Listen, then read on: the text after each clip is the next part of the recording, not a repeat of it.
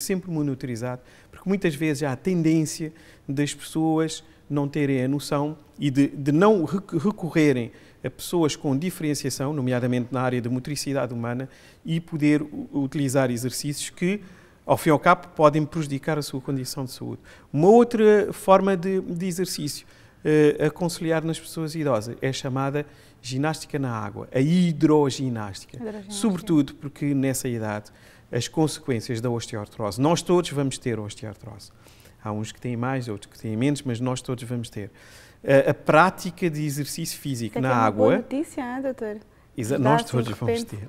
Okay. A prática de exercício na água é muito facilitada para as pessoas mais idosas porque a água não tem gravidade. E a ausência de gravidade facilita a mobilidade das articulações. Mas uma ida ao ginásio, uma aula de grupo, sem ser hidroginástica, já poderá ser prejudicial nessa altura? De maneira nenhuma. Terá que ser um exercício adequado à idade e à condição de saúde que a pessoa possui. Tem que ser exercício programado e monitorizado.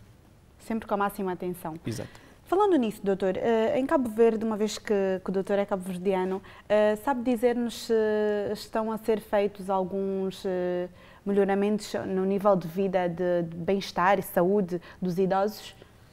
Eu não sei dizer coisas pormenorizadas. Eu apenas vou lhe dizer, tendo estado em Cabo Verde há muito pouco tempo, das notícias, nomeadamente o ano passado, vamos precisar, o ano passado, durante a altura do Natal, a promoção, quer em Mindelo, quer na cidade da Praia, de encontros com os idosos, numa forma de dinamizar e socializar as pessoas mais idosas. E lares, doutor? A nível de lares, existem muitos lares em Cabo Verde? Em Cabo Verde, propriamente dito, não sei pormenorizar, mas vou-lhe pormenorizar uma experiência muito agradável que eu tive na Ilha do Príncipe. A Ilha do Príncipe, não só a Ilha de São Tomé, a Ilha do Príncipe tem uma ação muito bem desenvolvida pela Igreja e tive a oportunidade de ficar numa casa ao lar da terceira idade para os idosos do Príncipe. Estamos a falar de lares. O que é necessário ter-se em conta quando se escolhe um lar para o nosso idoso, o nosso familiar ir viver? Eu diria que se tivermos que escolher uma residência para idosos, deverá ser uma situação muito bem ponderada, porque o ideal, mas não existem ideais no mundo, o ideal serão os idosos, os mais próximos dos seus familiares. Nos chamados países africanos de expressão portuguesa, provavelmente muitos idosos terão a proximidade dos seus familiares, mas a decisão de institucionalizar os idosos é uma decisão muito profunda e que pode interferir substancialmente, porque nós esquecemos de um aspecto muito importante das pessoas idosas, que é a sua autonomia, a sua capacidade de decisão. Quando nós tomamos essa decisão de institucionalizar as pessoas, estamos a diminuir a sua capacidade de decisão. E isso pode ter efeitos importantes sob o ponto de vista psicológico. Provavelmente será uma boa alternativa para uma pessoa que não tenha já familiares muito próximos ou que tenha uma grande incapacidade que necessite de um apoio sistemático de terceiros.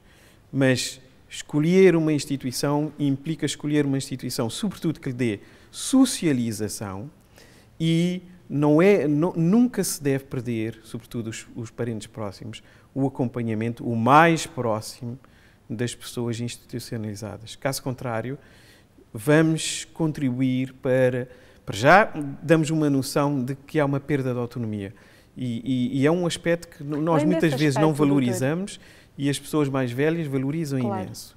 E depois damos uma sensação que estamos a abandonar. Mas além desse aspecto, existem outros fatores podem contribuir para as mudanças na vida do nosso idoso numa situação em que o pusemos no lar? Portanto, as instituições têm que ter capacidades físicas e capacidades humanas e têm que ter pessoas verdadeiramente vocacionadas para darem o apoio das pessoas na sua, antigamente chamada, terceira idade. Caso contrário, pode ser um termo exagerado, nós estamos a contribuir para uma antecâmara daquilo que a maior parte das pessoas idosas têm. Chegou o fim da minha história. É um momento que nem sequer a autonomia tenho para tomar as minhas próprias decisões. Exatamente. E quais são as diferenças entre envelhecer no masculino e envelhecer no feminino? Até agora temos apenas falado sobre as mulheres.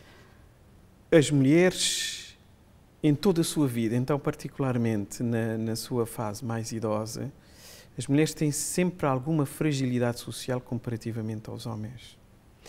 E é um aspecto que pode parecer também radical, mesmo sob o ponto de vista económico. As mulheres idosas têm menos capacidade económica do que os homens. E, mesmo sob o ponto de vista de saúde, há uma tendência que tem sido alterada com o tempo de nós não prestarmos tanta atenção às queixas das mulheres comparativamente com as queixas nos homens. No entanto, as mulheres continuam a viver mais tempo do que os homens. Isso é uma boa notícia, doutor, pelo menos para nós. Aliás, as mulheres, teoricamente, possuem mais resistência do que os homens. E a perda de memória é algo inevitável? A perda de memória é uma outra área que também tem sido investigada.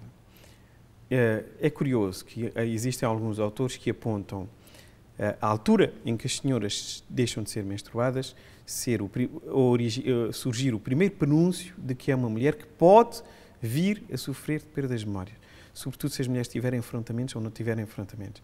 Ainda não existe nenhuma explicação científica para essa condição. A demência é uma das situações clínicas mais devastadoras nas pessoas mais velhas. E existem várias formas de demência, mas aquela mais típica é chamada a da doença de Alzheimer. Torna-se muito difícil fazer, às vezes, o diagnóstico entre as demências por alteração vascular, havendo uma diminuição da vascularização ou da circulação, mais propriamente, do fluxo sanguíneo cerebral, do que a existência de alterações a nível do tecido do sistema nervoso central. Porque a demência origina alterações do humor e a demência origina atitudes que podem prejudicar a saúde global da pessoa idosa. Não se trata de uma situação inevitável, mas hoje em dia é relativamente frequente nós ouvirmos as pessoas dizer: o meu pai ou a minha mãe sofre de doença de Alzheimer. Outra coisa muito recorrente também nessas alturas é a proximidade com a morte e o medo do isolamento. Como se deve lidar com esse tipo de situações? Esta é uma das situações de discussão mais profunda em termos de ética médica, porque, como eu disse anteriormente, quando nós temos uma pessoa idosa doente, sobretudo uma pessoa idosa doente, muitas vezes a questão que a própria pessoa idosa pode fazer, pode não expressar, mas pode fazer é: porquê é que me estão a fazer tantas coisas quando eu tenho a sensação que terminou tudo, ou que eu vou morrer?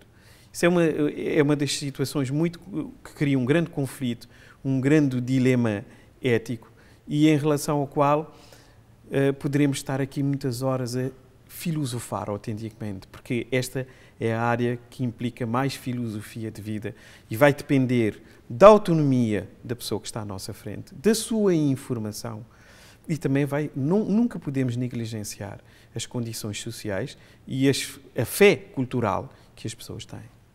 Em África, doutor, acha que ainda se respeita muito mais os idosos do que nos outros continentes? Depende.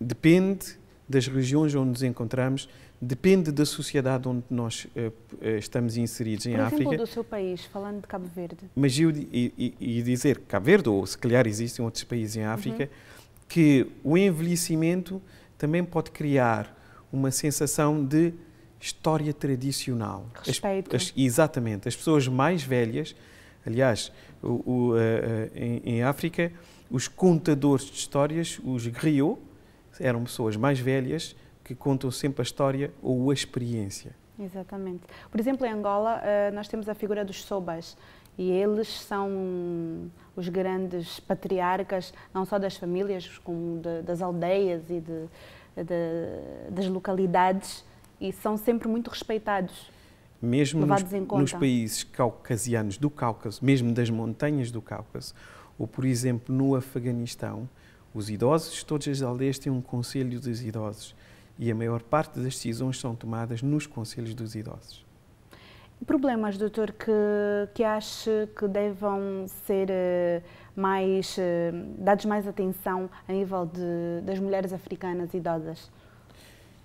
As mulheres africanas idosas, em primeiro lugar, deve-se tentar criar condições para que haja um acesso básico às suas condições de saúde, para tentar reconhecer as idosas que têm doenças e doenças importantes que podem ser minimizadas outras consequências, e aquelas que não têm doenças, então devemos dar toda a proteção necessária para promover a sua saúde, para promover aquilo que um autor inglês diria mais ou menos a morte da deusa. E com as deusas terminamos então. Doutor, muito obrigado pela sua presença cá no programa mais uma vez.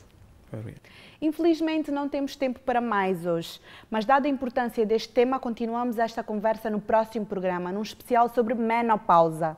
Já sabe que pode ver e rever o programa na internet? Basta visitar o nosso canal no YouTube, onde disponibilizamos todos os programas. E para ter acesso a mais conteúdos, vá também ao nosso blog. Por agora, tome nota das informações mais importantes da conversa de hoje sobre o envelhecimento da mulher. Quando uma mulher atinge determinada idade, a pele começa a ficar mais seca e perde elasticidade, nomeadamente na face e na zona pélvica. Também é comum que as mulheres ganhem peso devido às alterações hormonais que surgem com a menopausa.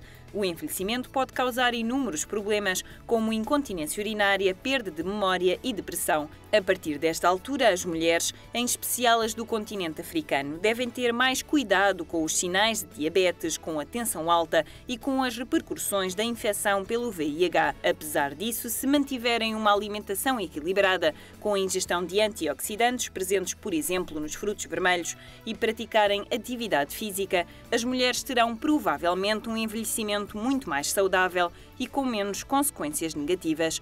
Por isso, não se esqueça, o envelhecimento é um processo que deve ser encarado sem medos e com naturalidade. Espero que tenha gostado do programa. Nós ficamos por aqui, mas não sem antes lhe deixar mais um conselho para o ajudar a sentir-se bem.